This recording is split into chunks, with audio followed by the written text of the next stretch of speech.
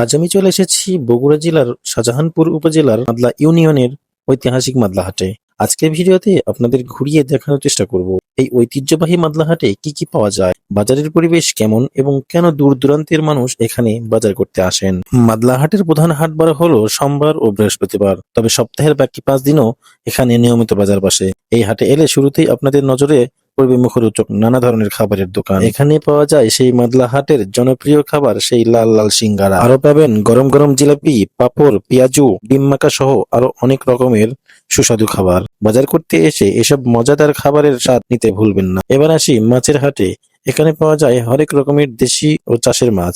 বিশেষ করে সোমবার ও বৃহস্পতিবারের হাটবারে বিভিন্ন প্রজাতির মাছের ব্যাপক সমাহার দেখা যায়। এসব দিনে ক্রেতা বিক্রেতার উপস্থিতিতে পুরো হাট জুড়ে তৈরি হয় প্রাণবন্ত এক পরিবেশ। এছাড়াও এখানে রয়েছে গরুর মাংস, মুরগি এবং নিত্য প্রয়োজনীয় নানা পণ্যের দোকান। সবজি হাটেও রয়েছে বাহারি আয়োজন। আলু, পটল, বেগুন, ঢেঁড়স, বরবটি সহ নানা ধরনের তাজা শাকসবজি পাওয়া যায় এখানে। এক কথায় প্রতিদিনের প্রয়োজনীয় অনেক কিছুই এক জায়গা থেকেই কেনাকাটা করা সম্ভব। আর সবচেয়ে ভালো বিষয় হলো এখানে সাধারণ মানুষের নাগালের মধ্যে সাশ্রয়ী দামে বিভিন্ন পণ্য কেনা বেচা হয়। তাই সব শ্রেণী পেশার মানুষ স্বাচ্ছন্দ্যে এই বাজার থেকে তাদের প্রয়োজনীয় জিনিসপত্র কিনে থাকে। তাজা মাছ, তাজা শাকসবজি আর নিত্য প্রয়োজনীয় নানা পণ্যের সমারোহে মাদলা হাট যেন স্থানীয় মানুষের দৈনন্দিন জীবনের একটি গুরুত্বপূর্ণ অংশ।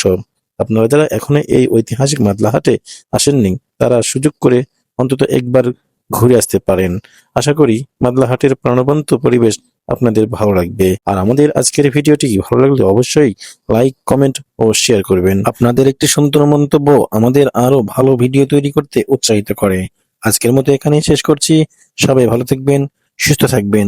দেখা হবে পরবর্তী অন্য কোনো ভিডিওতে। আল্লাহ হাফেজ।